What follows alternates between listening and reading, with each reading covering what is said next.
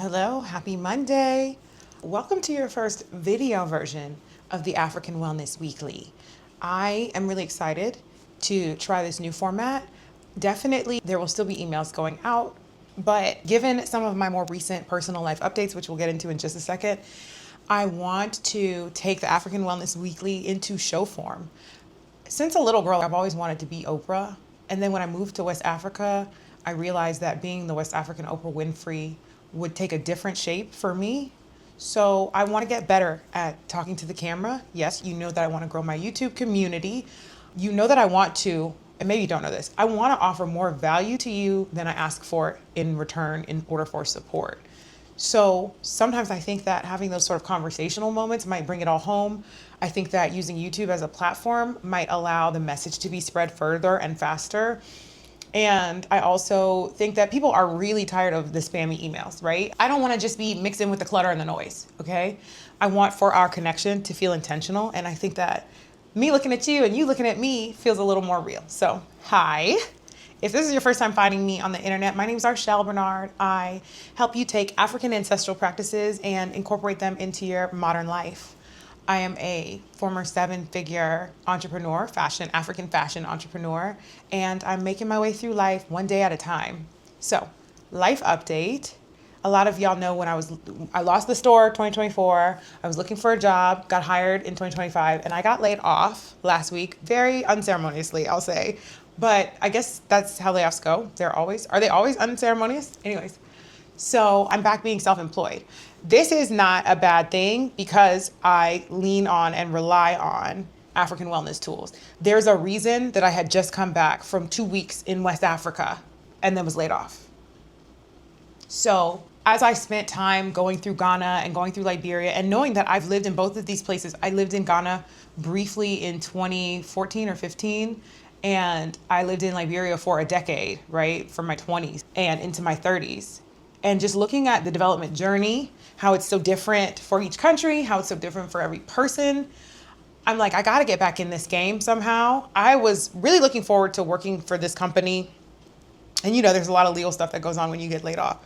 I need to be very clear about what I can and cannot say, so I'm gonna keep it very vague until I read that document, and then we gonna talk further. But I was very excited for the things that I thought I would learn at this company, and I didn't get to stay long enough really to learn much of anything except for how I feel about corporate America. I'm gonna make a video about corporate America as an African, about working in corporate America as somebody who fully believes in community and how it doesn't necessarily work well, but we'll get into that. Long story short, personal life update, I got laid off, and so now I am in my 30s and I am a full-time YouTube creator and clothing designer. Don't laugh, okay? Because I have made crazier things happen in my life, and I'm just grateful for all of you for coming on this journey with me. So I have my notes. Let's get to my notes. I want to talk about my outfit first because, so I posted some pic in Ghana in this top. Well, the camera is not going to allow you to see what's down, so let's see. Well, I'm in sweatpants, but all right, the camera is determined to only keep my face in the frame. I'm in sweatpants, but the top is so cute, and it's one size fits plenty, fully elastic in the back, halter, so that's adjustable, and African fabric. It ties, holding, the girls are sitting, okay? The girls are sitting.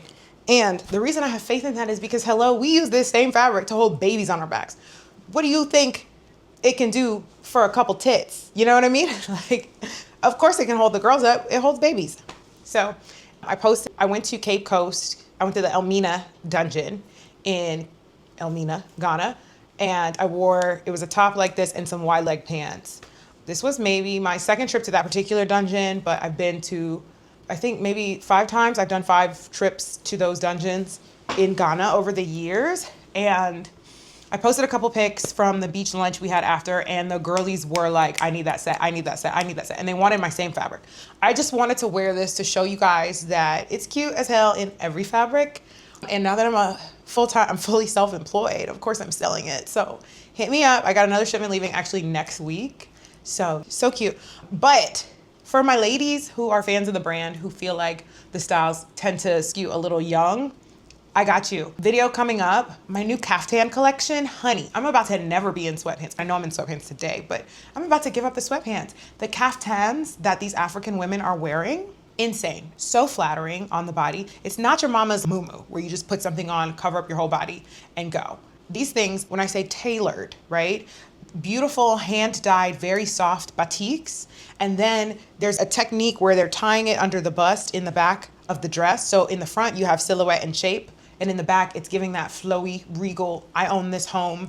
I own 10% of everything. It's giving that Dallas, but African vibe. So I can't wait to make that video this week. I had to get my kaftans made a little bit shorter for me, but I can't wait to just run you through all of those. So stay tuned for that. So back to the layoff. I want to say that the word for this African Wellness Weekly is alignment. I also can't promise you that that won't be a word again in the future. Alignment is so key, especially as we look around at all the things happening around us. We have to be aligned with ourselves, with the things that we want for ourselves, with what makes us feel good, with the ways that the world is pushing us. Even if a lot of things, like this was not the way I wanted this to happen. I wanted to work this job for at least 1 year because one of the reasons I took this job was at 1 year, they said they pay for your egg retrieval. They'll pay 10 grand towards your egg retrieval. And I don't know if I want to have kids, but I do love having options in life in general. So I was really excited about that. And I got laid off at 10 months. So that didn't happen. But I think that there's a reason for everything. I'm like, is God trying to push me to explore Africa again? Was I resting too comfortably on getting a paycheck every 2 weeks? And I wasn't focused on how much I could create, how much value I could create for people. I was just kind of keeping my head above water when it came to the self-employment stuff. But as I went, and man, I'm on the beach shores in Liberia, thinking about my grandfather, thinking about the ancestors around me that never wanted me to live an average life. You have to make space for things.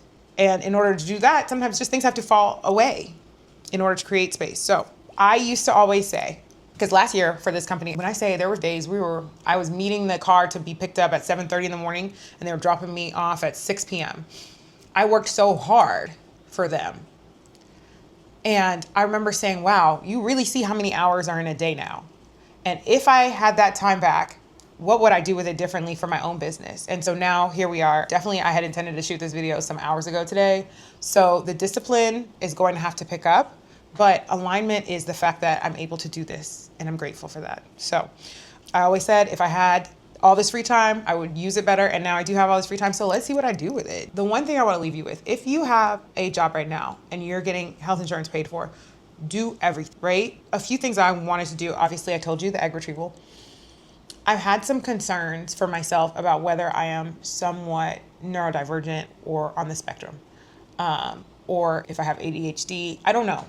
But I do think that mental health matters a lot. And I think I thought I would have all the time in the world to check all these things out. So now as I try to build a career for myself as a content creator and fashion designer, as I try to scale the career that I already had as a content creator and fashion designer, while I wish I'd taken better advantage of those resources, we will just create our own resources, honey. Black women have always made a way out of no way forever. We've managed so many things.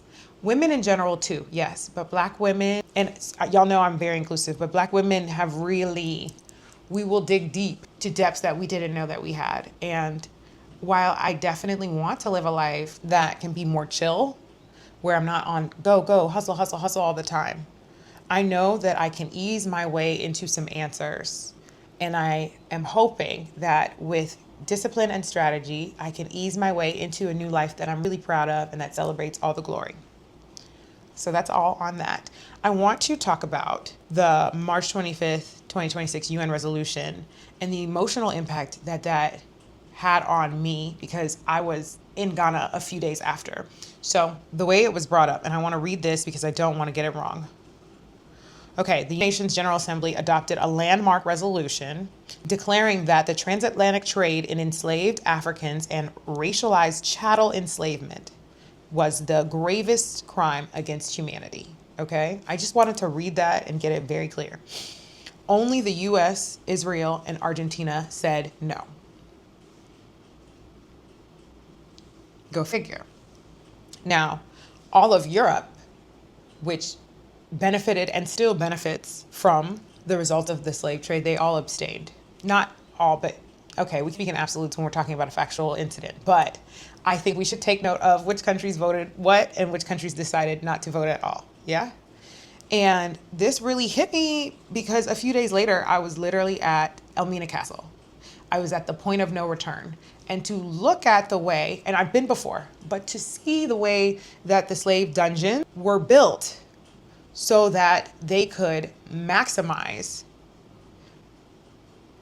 the inhumane treatment of the enslaved Africans or the captured Africans at that time. Like, you know, truly that the women's dungeons, and I've got to do a video. I have so much footage. I have tour footage from this. The women's dungeon were right underneath the governor's balcony so that he could look down and pick which one he wanted to rape. And this is not me talking in hypotheticals. This is not somebody who's written a fiction book about this. We have written records. We see it. It's documented and it still exists for us to go view. So for me to have been able to return so many times to the place where these things happened, these atrocities happened, it wasn't just things.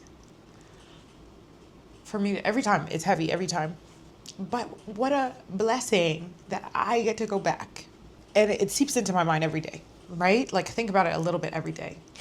Today I was eating a mango that came from wherever imported mangoes to America come from. And I was like, this is the smallest of the small things, but I was like, can you imagine the mangoes that we got to eat at home before we were captured? The foods, the fruits, the freedom, right? All the simplicities, the like microbes of life and the big joys of life, just taken away, stripped with the dignity, stripped with the respect, stripped away, just everything, big, small, all the things that were taken away from us. It's just tragic. And I'll just sit and I think about the life that, anyways, that could have been, and life that is, right? Because I get to choose, do I want to wake up in America? Do I want to wake up in Africa? And okay, not ramble, to bring it back home. Everything behind the way that the slave trade, everything behind the way slavery and the slave trade was orchestrated, the way it was masterminded. There's been nothing like it, and we just pray that there will never be anything like it again. And I think to continue to hear people downplay how serious it was does something to me. But I also know that I have to push past those feelings and continue to grow and excel as best as I can and make my ancestors proud. I want to be the wildest in my bloodline. I want to be the biggest in my bloodline. Like, I have to come back and take everything, the sum of everything that was taken from those who came before me. So I'm not allowed to think small. And when I hear things like the US, Israel, and Argentina saying, no, it wasn't, the transatlantic slave trade wasn't, for whatever reasons that they may have come up with, I say that I know I have to get it for myself, get whatever is mine for myself, because clearly they don't even value my life. So, okay. I want to talk about the Adinkra symbol Sankofa. This trip, I made a piece of batik and I put the bird Sankofa on the batik, and it's return and get it. And I think about that each time that I go back. And when I go back to the point of no return, when I return to the point of no return, but each time I go back, I bring people, I bring joy, I bring money, I bring commerce, sure, opportunity, daily vitamins that my might need. One of my vendors is expecting a baby and I'm bringing clients. Return and get it. I return to connect with myself and my ancestors, and I'm bringing whatever I can to contribute. And I'm so grateful that for me, Sankofa represents all of that. So while our thought for this week is alignment, our word is alignment, our Adinkra symbol for this week is Sankofa. Where can you return and get it? What have you left behind that you need to return and incorporate in order to create a better future? Because there's a lot of space for improvement in the world right now. And I think that we can do our thing. We can really do our thing in that space. Okay, we're headed into spring and summer, and Klay Thompson cheated on our girl, Thee Stallion. And yes, I think this is news for African wellness. Why? Because women, ladies, I I made a post about that on Instagram, and the men were like, she's not married. Y'all listening to a bird give bird advice. Men don't actually care if women are happy. And we have to decenter men's feelings. We have to go out and seek our own joy, right? Like, we have to go out and build these lives that make us so proud to live them. We have to do that. And as we walk into spring, summer, I just want to make sure that you've got things on your agenda that are not about your family, your kids, your brother, sister, whatever, that you've got things that are going to hold you down. What do you have that is joyful for you? I'm not saying that we're mean to men. I'm not saying that out loud. But I'm saying that we should not wrap our feelings of self-worth around having a man, around keeping a man, around anything that has to do with the patriarchy and upholding that. Wrap your feelings of around having hobbies, around being joyful, around living this nice full life, around taking care of yourself, around listening to your body. Okay? I want you to live the wildest life that your ancestors never dreamt of, even if your ancestors are not Black American or African or Liberian or whatever like mine. What would the women that have come before you, what would they want you to do? How would they want you to live your life freely? You know what I mean? A lot of my clients were alive when women were not allowed to have their own credit cards or buy their own homes, okay? Business loans, none of those things. Girl, get that credit card, run it up, pay it off, run it up, because you can. Get that house, because you can. In your name, because you can. Start that business, because you can, okay? Get them business loans, because you can. I'm not saying any of this to put you in debt or for you to be mindless about the things that you do. But I want you to feel empowered and say, right now I live in an era that is more free than ever before me. And they're trying to take that away. Slowly but surely, they're trying to take all of that away from you. And I want more for you. Okay. So on the fashion end, I have videos coming about my caftans, about these cute sets with the halter, super fully adjustable. I can't wait. And I also want to tease a video. Oh my God, you guys, I am decolonizing my shower routine. People love to use the word decolonizing. I don't know. I bought a bunch of African products and I'm going to go through those too in videos. So I just can't wait to keep this dialogue going. I'm grateful for you. I'm grateful for your time. And that is your African Wellness Weekly. So the question I'm going to leave you with now is, how can you make sure this week you're incorporating some joy in your life, right? I want joy. How can you make sure you're incorporating Sankofa in your life? And how are you making sure that you're living life in alignment, right? So those are your questions. I want you to sit down, reflect, ask yourself those things, and I'll be back with you tomorrow with another video, okay? I love you. If nobody has told you, I love you, and I can't wait to see you tomorrow. Bye.